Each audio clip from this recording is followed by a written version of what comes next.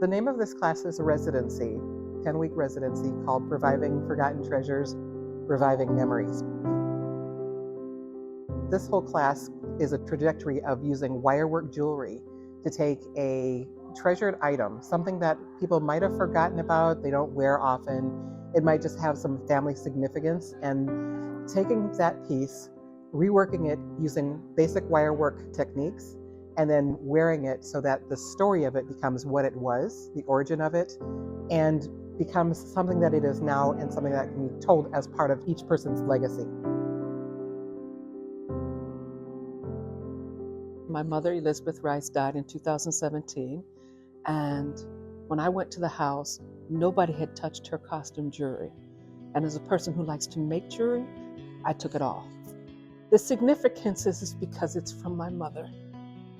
This was a necklace. These other gold or copper pieces were part of the necklace, but I added the wire and the black beads. I added that. When I was going to take this class, I thought, okay, this is time to really redo this piece, cut it apart. These pieces are going to hang from the rest of the jewelry when I get it done. I think it's going to turn out pretty nice, and I'm really proud of it. So it was a necklace that I was gifted, actually, and the funny thing is, I don't know where the rest of it is. Like, it started coming apart, to wear it all the time. And for some reason, I kept this part of it. And so I'd always said that this part would look fun as earrings. How this initially started is that this has swirls in it. You can't really see that, but it has swirls.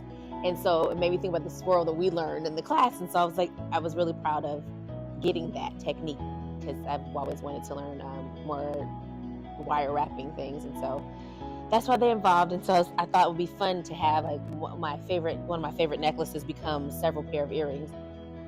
I've gotten rid of so many other things along the way and never got rid of this. And so I thought it was just perfect for now.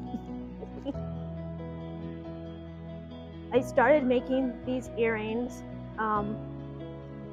and I wasn't really sure what color, but I wanted to have a spacer between, but I ended up putting the wire as a spacer. And then this piece I made too, so trying to match the earring. Kind of inspired me just since I actually accomplished something and I finished something. This is for my daughter. I mean, it didn't come out the way I wanted it, but it looks great. You know, you could never see that it wasn't the right. I just kind of just did it. Originally, my treasures, one was a old, how do I describe it? It was in a bracelet all the way around on like a rubber elastic band that you could slide off and on. It's sort of like a worry bead, almost meditate with it. There's maybe 12 beads in there together. And then I combined it with my paternal grandmother's stone, this middle piece here. And then she had a couple of other little things, part of the keychain locket that, you know, through the years, those were what I had left of it, I guess. And I just combined those into this piece initially. I always wanted to do a wrap. I was thinking more of just around my forearm, but then it sort of developed into something a little bit more elaborate. I had an idea in my mind where it was just going to be these little turquoise or jade type beads with like maybe a silver wire. And when you're making it, you have to have enough support for the weight and for it to stay put where it doesn't collapse all the time. So it ends up being more elaborate. And I'm like, well, I need to add more beads because it's getting too much wire in there. And so that's how that sort of happened. But I love the process. It's just a beautiful memory that I'm going to carry with me for the rest of my life. My friend shared a link to the class with me via email.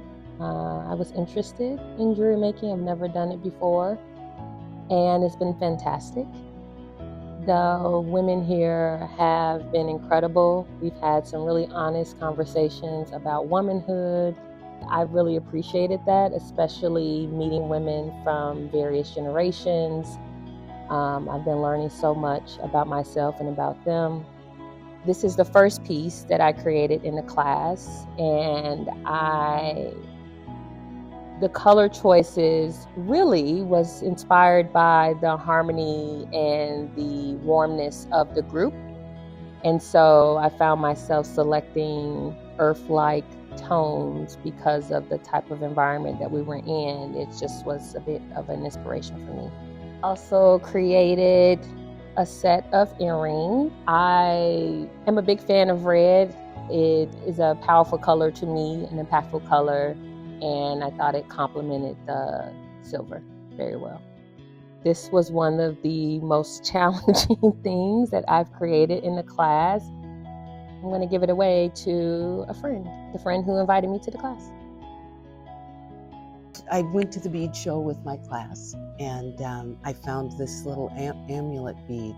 And when I saw that, it reminded me of my niece. That part of my piece, the centerpiece of the necklace, is not something reused, but just something that reminded me of her. She's a very creative and thoughtful person. And then I used beads that are from my classmate Carmel, and they were things that she has collected over the years, and they are in the favorite colors of my niece. So I just combined her beads with the bigger piece and made the necklace.